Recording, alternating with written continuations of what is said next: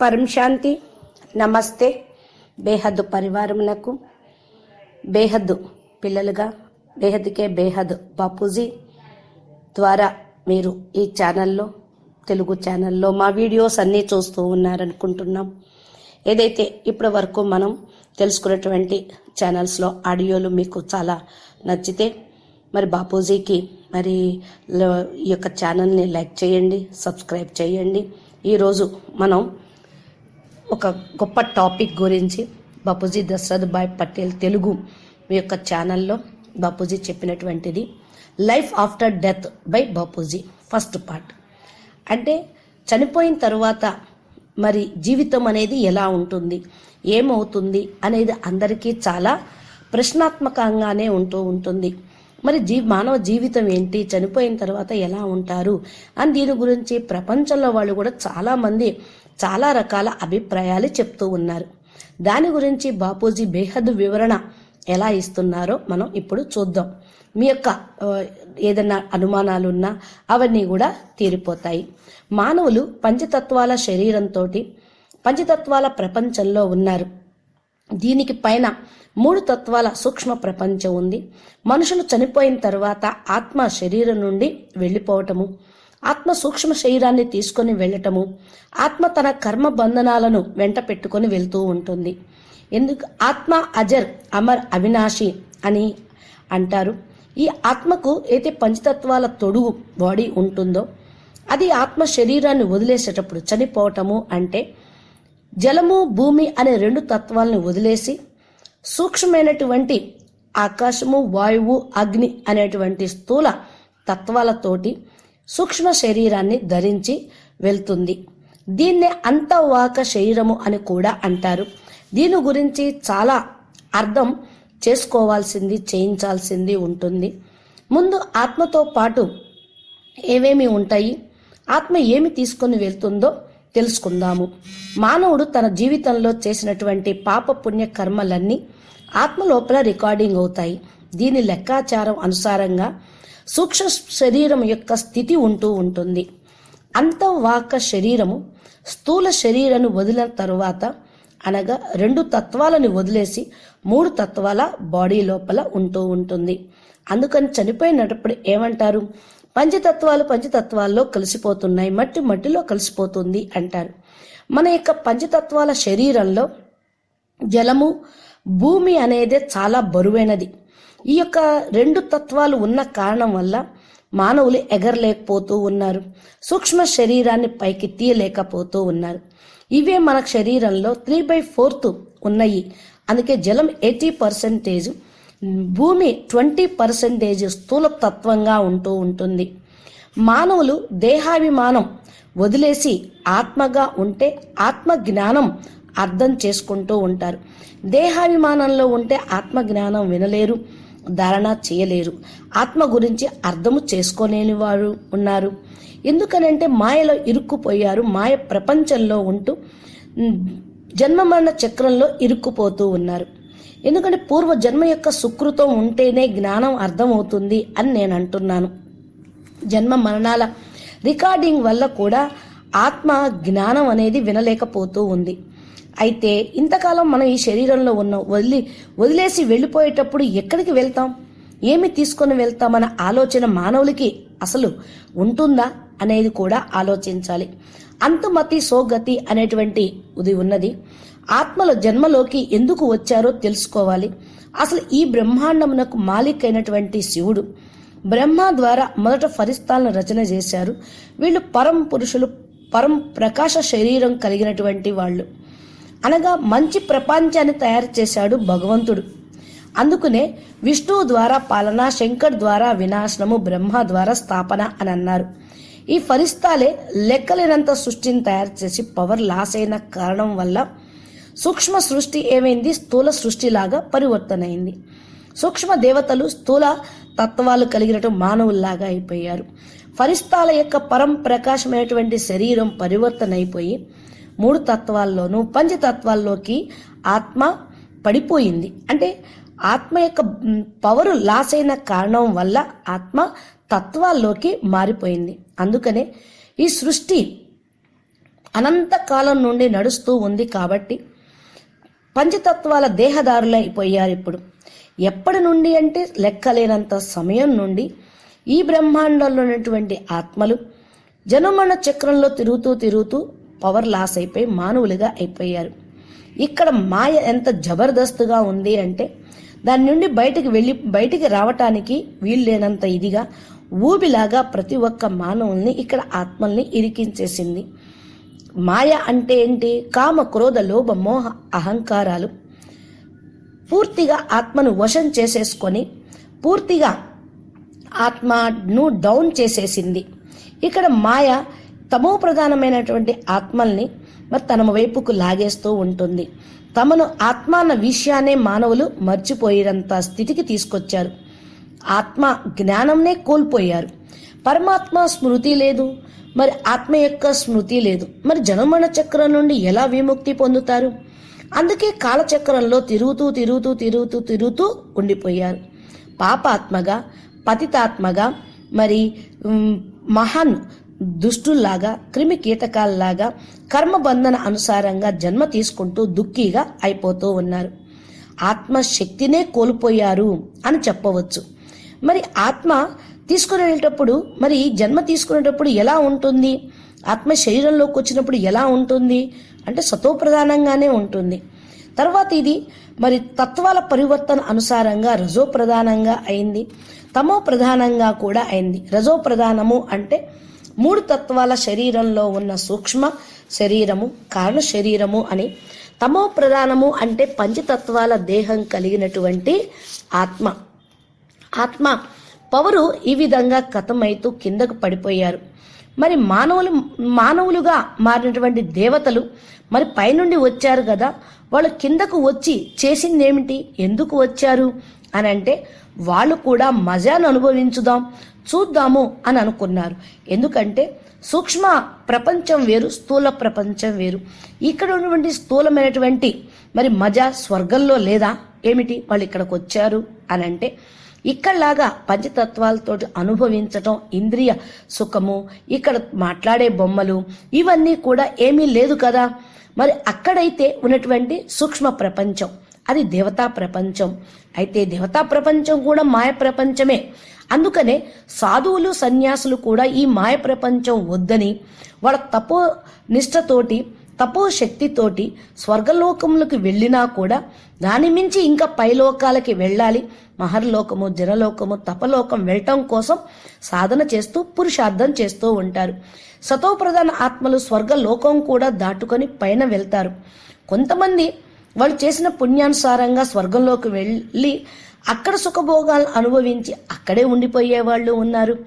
మళ్ళా ఈ యొక్క పుణ్యగాథ సమాప్తి అవ్వటంతో మళ్ళా వాళ్ళు మధ్యలోకంలోకి అంటే ఈ మృత్యులోకంలోకి వచ్చి మళ్ళా జన్మ తీసుకోవాల్సిందే. ఇంకా పవర్ఫుల్ ఆత్మలు, ఇంకా తపస్సు చేసినటువంటి ఆత్మలు బ్రహ్మపురి, విష్ణుపురి ఇంకా పైకి వెళ్ళి సాధన చేసి పరంధామానికి కూడా వెళ్ళిపోతారు. మానవ జీవితంలో ఉంటూ లక్ష్యం తీసుకున్నటువంటి వాళ్ళకు జ్ఞానం, యోగాలు తప్ప ఇంకేమీ అనిపించదు. ఈ యొక్క స్థితిని, లక్ష్యాన్ని పెట్టుకోవాలంటే జ్ఞాన యోగాల సాధన లేకుండా ఏమీ సాధించలేరు. డైరెక్ట్గా పరబ్రహ్మ పరమేశ్వరుడికి, పరంధామానికి మరి పరంధాం వెళ్ళాలి అన్నా కూడా ఇవి జ్ఞాన యోగాలే సాధన చెయ్యాలి. అందుకే మానవ జీవితం చాలా విలువైనది అని అంటారు.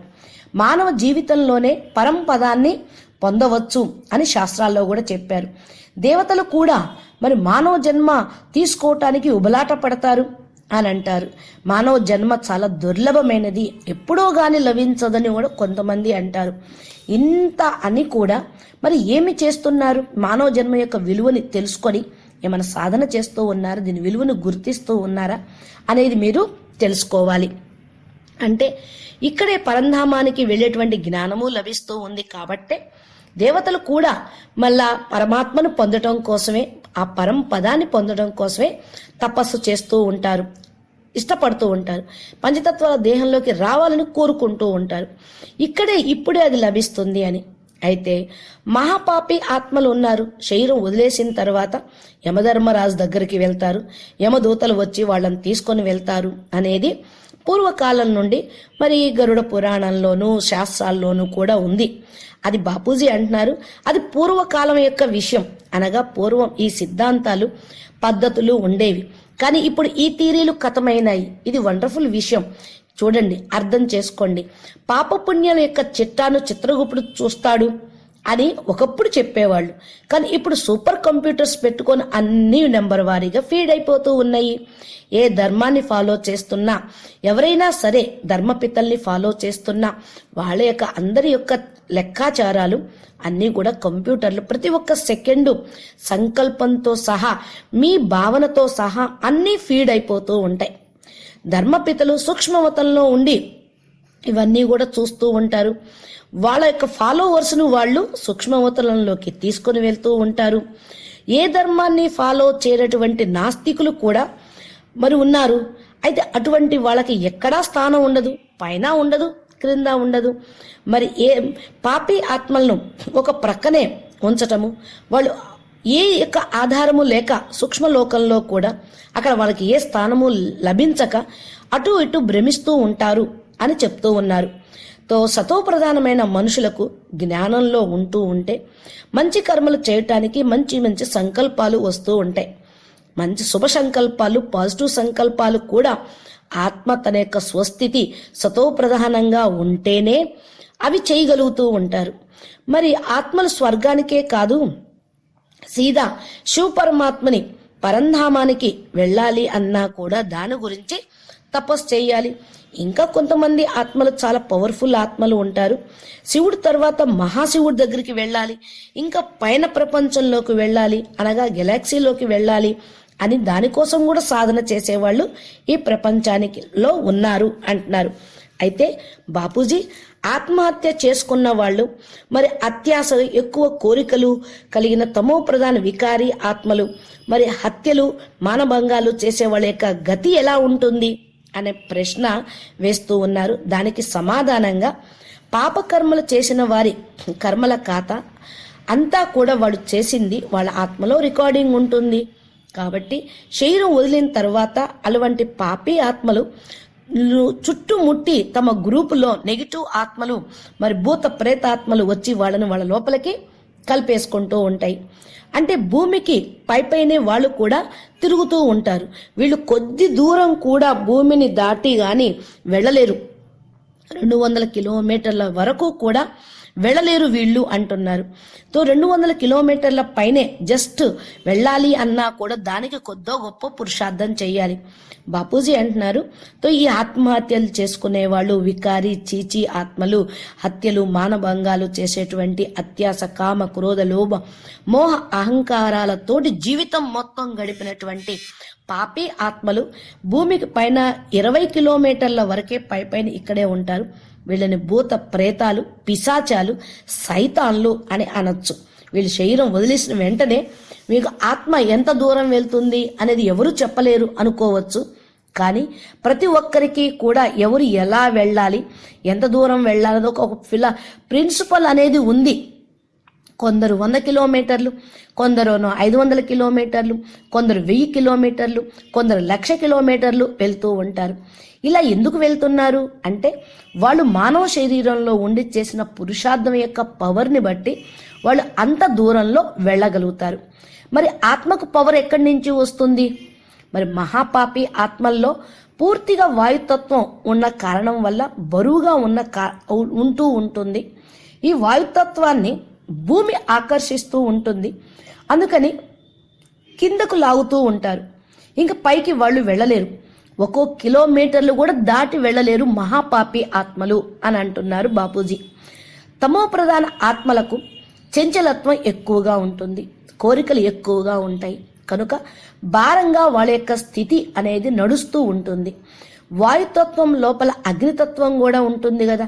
ఈ రెండిటి యొక్క కాంబినేషన్ తోటి వాళ్ళ ఆలోచన విధానం పూర్తిగా ఎలా ఉంటుంది? తమో ప్రధానంగా ఉంటుంది. ఏ ఆత్మ లోపలైనా సరే ఆకాశతత్వం ఉంటే చాలా హల్కాగా తేలిగ్గా ఉంటూ ఉంటారు. 500 కిలోమీటర్ల పైన ఉండేటువంటి ఆత్మలు కొంచెం పవర్ ఉన్నటువంటి సతో ప్రధాన ఆత్మలు కొంచెము అని చెప్పవచ్చు. చూడండి, ఇక్కడ కూడా 100 కిలోల బరువు ఉన్నటువంటి మనుషులు ఎలా నడుస్తారు? ఎంత భారంగా ఉంటూ ఉంటారు. అదేవిధంగా ఇక్కడ ఆత్మ యొక్క భారం, తత్వాల యొక్క భారం, స్వభావం యొక్క భారం, భావన యొక్క భారం, ఇవన్నీ ఉన్న కారణం వల్ల శరీరం వదిలేసిన తరువాత మరి వాళ్ళ వెనకాల వెళ్ళేటువంటి సంచిత కర్మల అనుసారంగా వాళ్ళు ఊర్ధ్వలోకానికి పైకి వెళ్ళలేరు. స్పీడ్ కూడా వాళ్ళకు ఉండదు. వాళ్ళు ఎలాగా ఈ తమో ప్రధాన ఆత్మలు ఎక్కడ ఏ కోరికలు, ఎక్కడ ఏ విధంగా ఏమి దొరుకుతాయో, ఏమి తిందామో అని తిరుగుతూ ఉంటారు. ఇంటికి శ్మశానానికి ఇలా తాగుబోతు వాళ్ళైతే మరి దుకాణాలకి, తాగుడు దుకాణాలకి ఇలా కూడా వెళ్తూ ఉంటారు. అందుకనే అంతిమంలో వీళ్లకు దుర్గతి పాలు అయిన కారణం ఇదే అన్నమాట.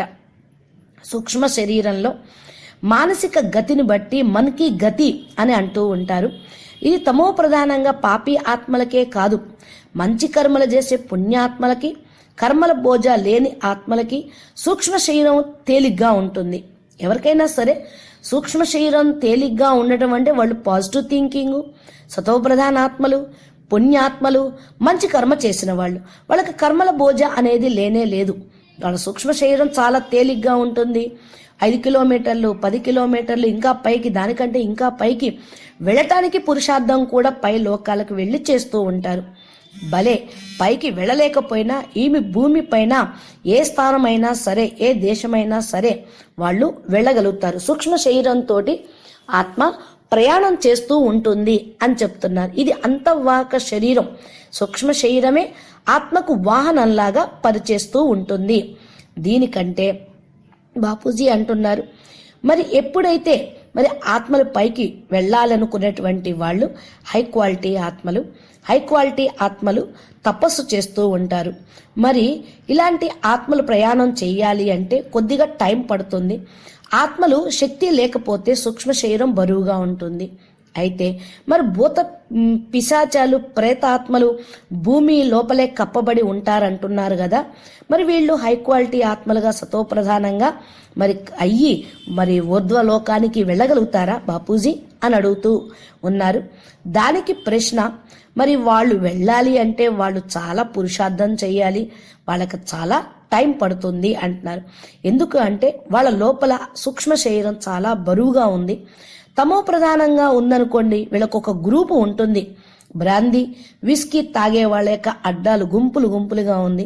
వీళ్ళ యొక్క గుణాలు, సంస్కారాలు, వీళ్ళ లోపల ఏవైనా భావన ఉంటుందో అటువైపుకే వాళ్ళ మనసు కూడా శరీరం వదిలేసిన తర్వాత కూడా లాగుతూ ఉంటుంది. అందుకనే ఒక్కొక్క చెట్టు దగ్గర మరి సిగరెట్ బలి ఇస్తూ ఉంటారు, నైవేద్యంగా పెడతారట. కొన్ని చెట్ల దగ్గర మరి బ్రాందీ బాటిల్స్ని పోస్తూ ఉంటారు. మరి మొక్కలు తాగుతాయా ఇవన్నీ? మరి ఎందుకని అంటే ఇది భూత ప్రేత ఆత్మలు, ఆ కోరికలు కలిగిన వాళ్ళు అక్కడ ఉండి ఏలాడుతూ ఉంటారు.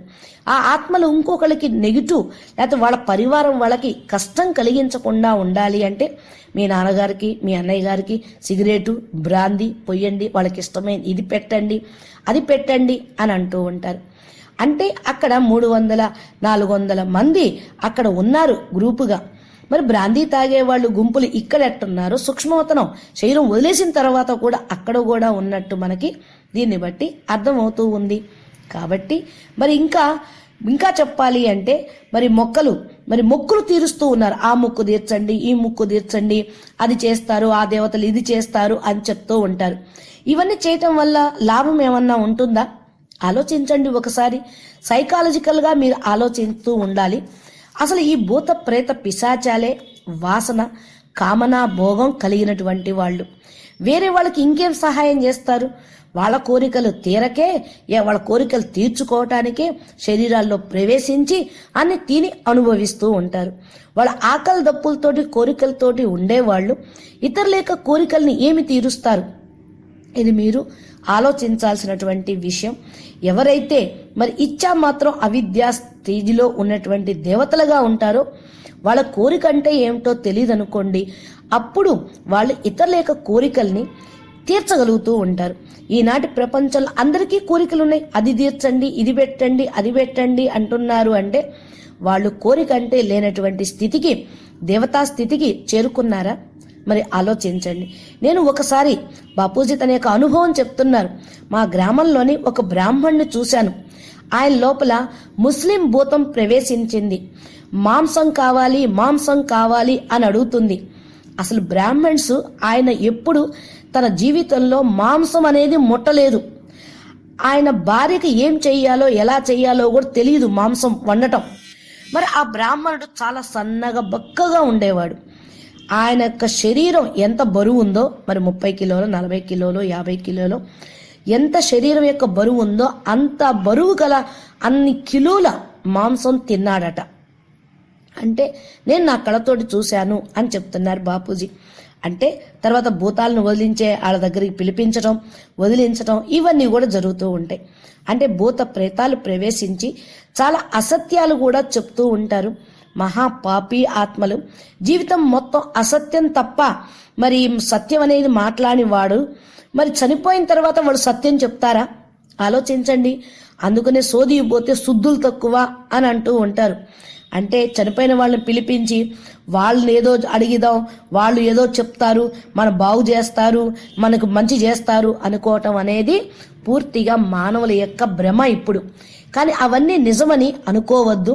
చనిపోయిన తర్వాత వాళ్ళు ఏ గతిలో ఉన్నారో, ఎలా ఉన్నారో ఎవరికీ తెలియదు. కాబట్టి ఈ యొక్క తప్పుడు సమాచారాలు కూడా ఇస్తూ ఉంటారు. 80 సంవత్సరాల వృద్ధుల్లో ప్రవేశించిన ఆత్మలు చిన్న పిల్లవాడిలాగా వికారి చేష్టలు కూడా చేస్తూ ఉంటారు. ఇవన్నీ కూడా భూత ప్రేతాల యొక్క పనే కానీ మరి మానవుల యొక్క పని కానే కాదు అంటూ ఉన్నారు. అయితే బాపూజీ యాక్సిడెంట్లో చనిపోయే వాళ్ళ యొక్క స్థితి ఎలా ఉంటుంది? అంతిమ గతి, సోగతి అంటారు. యాక్సిడెంట్లో కూడా ఎవరు చేస్తున్నారు ఆలోచించండి. ఇవన్నీ న్యాచురల్గా కొన్ని జరగటం లేదు. కొన్ని చాలా భయంకరమైన చావులు పేపర్లోనూ మరి టీవీలోనూ మీరు చూస్తూ ఉన్నారు. కర్మల యొక్క ఖాతా అనుసారంగా ఇవన్నీ జరుగుతూ ఉంటాయి. టర్నింగ్ పాయింట్లో పలాని చోట ఉంటే యాక్సిడెంట్ ఎక్కువగా జరుగుతున్నాయి, అక్కడ భూతాలు ఉన్నాయి, అక్కడ యాక్సిడెంట్ చేయిస్తూ ఉన్నారని కెమెరాలో కూడా పడుతూ ఉన్నాయి. కెమెరా వాళ్ళు ఫోకస్ చేసి టీవీలో కూడా రిలే చేస్తూ ఉన్నారు. అంతే అందరి యొక్క బండారా ఇప్పుడు పోల్ పట్రీ ఓపెన్ అవుతూ ఉంది. బర్బుడా ట్రయాంగిల్ అని అంటారు.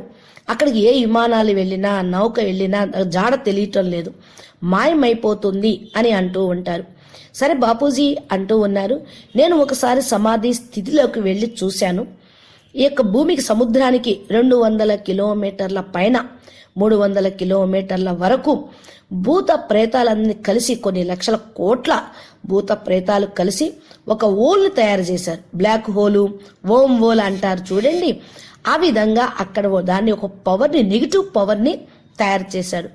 అక్కడి నుండే వాటి పవర్ని నలువైపులా వ్యాపింప చేసిన కారణం వల్ల ఆ ప్రదేశానికి ఏ యొక్క విమానం వచ్చినా, ఏ యొక్క మరి బోటు వచ్చినా, ఏ వచ్చినా కూడా మొత్తం వాటి లోపలికి ఇముడు చేసుకుంటూ లాగేస్తూ ఉన్నాయి వాళ్ళ పవర్ తోటి. ఏలియన్స్ వాటి పవర్ తోటి కూడా కింద వాళ్ళని, జంతువుల్ని కూడా పైకి లాగేస్తూ ఉన్నాడు. వాళ్ళు లాగటంతో పంచతత్వాల నుండి నెమ్మదిగా తత్వాలు పరివర్తన చెంది సూక్ష్మలోకంలోకి వెళ్ళిపోతూ ఉన్నారు.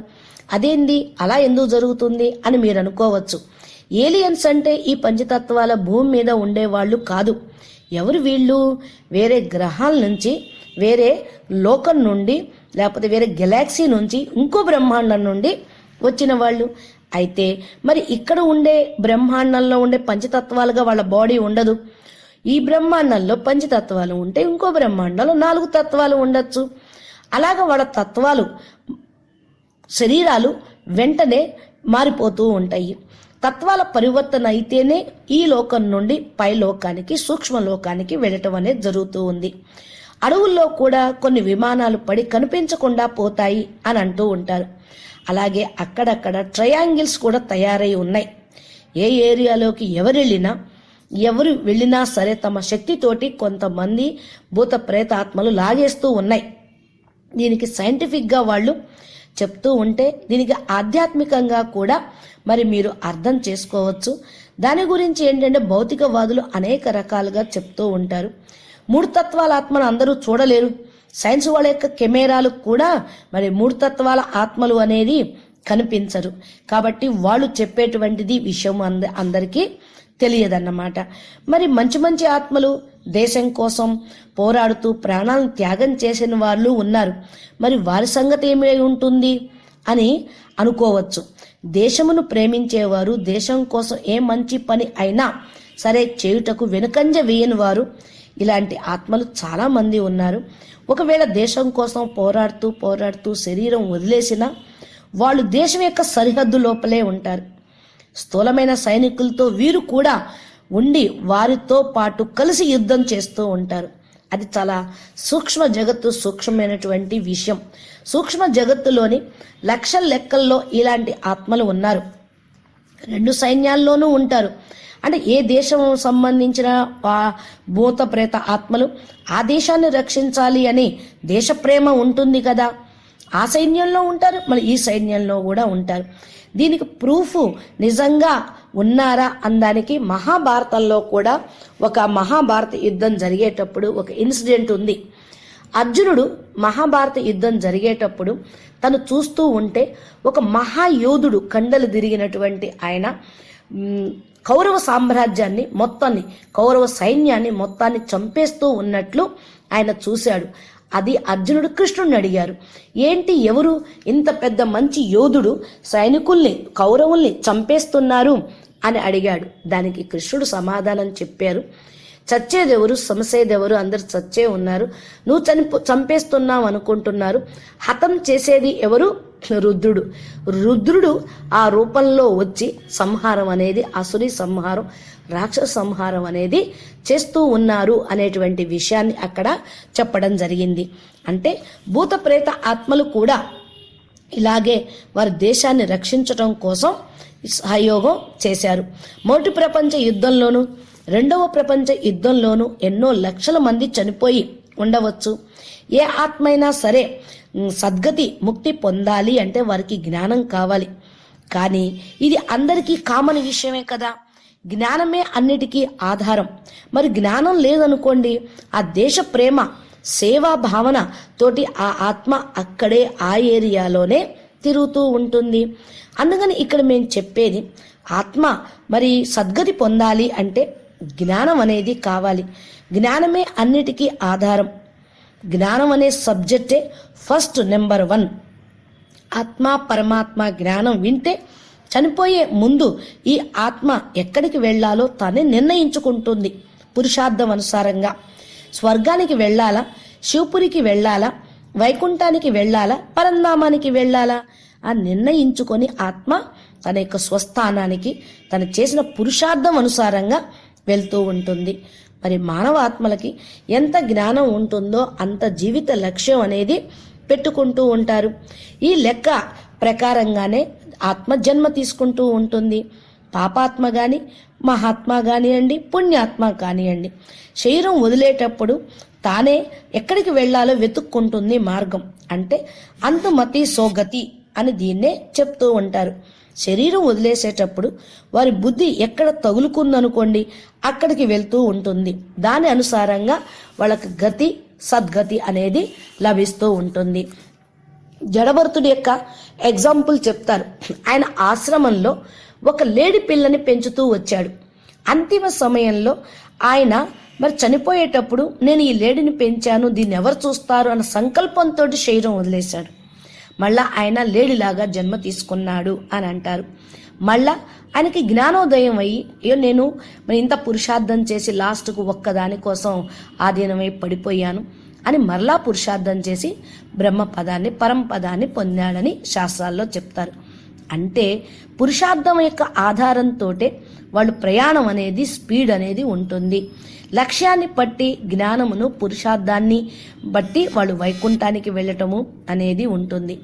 అయితే లాస్ట్లో మానవులు ఇది చేస్తే బాగుంటుంది, అది చేస్తే బాగుంటుంది అని చింతన చేస్తారు. ఎప్పుడు శరీరం వదిలేసేటప్పుడు వాళ్ళకు మొత్తం వాళ్ళు చేసిన పాపపుణ్య కర్మలన్నీ రియలైజ్ అవుతూ ఉంటాయి. అయ్యో మేము ఇంతకాలం ఇది చేయలేకపోయామే, అది చేయలేకపోయామే, అలా చేయలేకపోయామే, అవసాన దశలో ఉన్నాము, మరి మాకేమవుతుందో అనే భయము ఉంటుంది, పాప భీతి ఉంటుంది. అందుకని వాళ్ళు ఈ విధంగా ఆలోచిస్తూ ఉంటారు. అందుకనే ఆధ్యాత్మికము అనేది కేవలం వయసుకు సంబంధించింది అనేది కాదు. ఏ సమయంలో ఆధ్యాత్మిక జ్ఞానమైనా సరే వింటూ ఉండాలి. ఇప్పుడు కాదులే, మళ్ళా కొంత వయసు ఇచ్చిన తర్వాత వింటాంలే, పెద్దవాళ్ళకిలే ఈ ఆధ్యాత్మిక జ్ఞానం అని అనుకుంటూ ఉంటారు. సరే, వృద్ధాప్యం వస్తుంది. వృద్ధాప్యంలో మరి అన్నీ కూడా సత్తువ, కర్మేంద్రియాలకు సత్తువ సడలిపోతుంది. దేనికి పవర్ ఉండదు. రామ రామ అనమంటే ఏమంటారు? లామ లామ అంటారు. యవ్వనంలో ఉన్నప్పుడు మస్తు ఎంజాయ్ చేస్తూ ఉంటారు. మరి అంతిమ సమయంలో ఉన్నప్పుడు ఈ కర్మేంద్రియాలు పనిచేస్తాయా అంటారు. ఏం లాభం? అందుకనే సంస్కృతంలో కూడా ఒక శ్లోకం ఉంది. అంగం గలితం ఫలితం తండం అనే శ్లోకం. అంటే చిన్నప్పటి నుండి కూడా మనం పురుషార్థం అక్షరాభ్యాసం చేసినప్పటి నుంచి జ్ఞానం అనేది చెప్పాలి. అంగము పూర్తిగా అంగాలు సడిలిపోయిన తర్వాత ఏమి ఫలితం అనేది ఉండదు. జీవితం మొత్తం వేస్ట్ అయిపోయినట్టే అంటూ ఉంటుంది. కాబట్టి చిన్నప్పుడు జ్ఞానం చెప్తారు. కక్క గగ్గ నేర్పినట్లు జ్ఞాన యోగాలను నేర్పాలి. అప్పుడు తల్లిదండ్రులు కూడా జ్ఞాన మార్గంలో నడవగలుగుతారు. తల్లిదండ్రులు జ్ఞానంలో లేకపోతే పిల్లలకు ఎలా నేర్పుతారు? డాక్టర్లు, ఇంజనీరు కావాలని అందరూ లక్ష్యం అయితే పెట్టుకుంటూ ఉన్నారు. దానికోసమే తపన పడుతూ ఉంటారు. కానీ ఆధ్యాత్మిక జ్ఞానం లోపల పిల్లల్ని నడిపించాలి అని ఆలోచన ఏది ఉండటం లేదు. పూర్వం వైదిక కాలంలో ఇంటిల్లి పాది పరమాత్మ చింతన చేస్తూ ఉండేవాళ్ళు.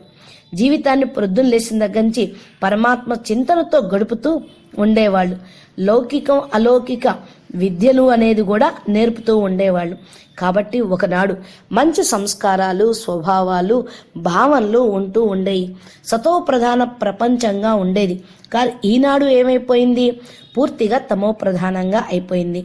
చూడండి, నర్సీ మెహతా లాంటి పాజిటివ్ ఆలోచన చేసేటువంటి వాళ్ళు కూడా మరి చెడు సంకల్పాలు చేసేవాళ్ళు ఉన్నారు ఈ భూమి మీద.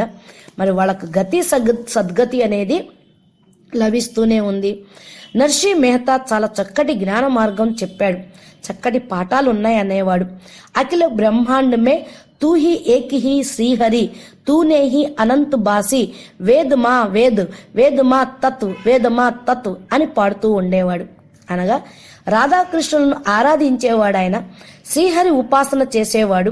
నిరాకారాన్ని ఒప్పుకునేవాళ్ళు చాలా మంది ఉన్నారు. ఇలాంటి వాళ్ళు ఉన్నతమైన లక్ష్యాన్ని తీసుకుంటూ ఉంటారు.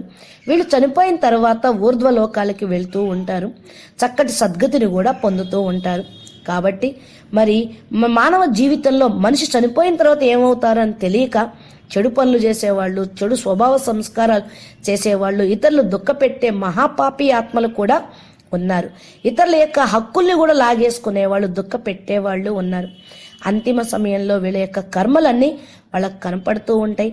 కర్మ బంధనాలు ఎదురుగా వస్తాయి. అన్నిటినీ ఆలోచిస్తూ ఉంటే పక్షవాతానికి లాస్ట్కు గురి అవుతూ ఉంటారు. బీపీలు, హార్ట్ అటాకులు ఇవన్నీ ఎందుకు వస్తూ ఉన్నాయి? ఇతరులను దుఃఖపెట్టి మరి కష్టపెట్టినటువంటి వాళ్ళు ఏ కర్మేంద్రియాలతోటి ఏవేం పాపకర్మలు చేస్తారో ఆ కర్మేంద్రియాలతోటి ఇక్కడ అనుభవించాలి. అంతేగాని ధర్మరాజు ఉన్నాడు, చిత్రగుప్తుడు ఉన్నాడు అనేది లేదు. అన్నీ ఇక్కడే అనుభవించాలి. అందుకే ఇక్కడే స్వర్గం ఉంది, ఇక్కడే నరకం ఉందని చెప్పడం అనేది జరుగుతూ ఉంటుంది. కాబట్టి ఇలాంటి పాపి ఆత్మలు కూడా మరి దుఃఖం అనుభవిస్తూ ఉన్నారు. మంచి సంస్కారాలు గల సతో ప్రధాన ఆత్మలు ఎలా ఉంటారో తెలుసుకోండి. నేను ఈ జన్మలో ఏ పాపం చెయ్యలేదు అని అనుకునేటువంటి వాళ్ళు అంతిమ సమయంలో చాలా సంతోషంగా ఉంటారు.